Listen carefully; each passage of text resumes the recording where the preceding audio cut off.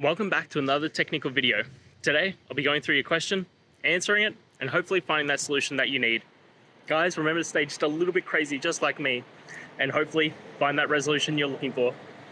Now, let's continue on to the video.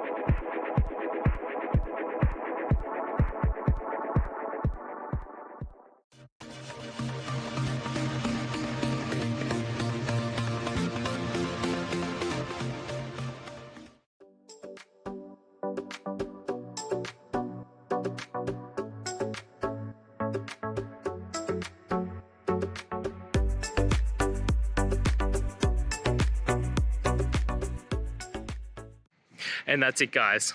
I hope the video has helped find you to that resolution and you're able to get through your problem.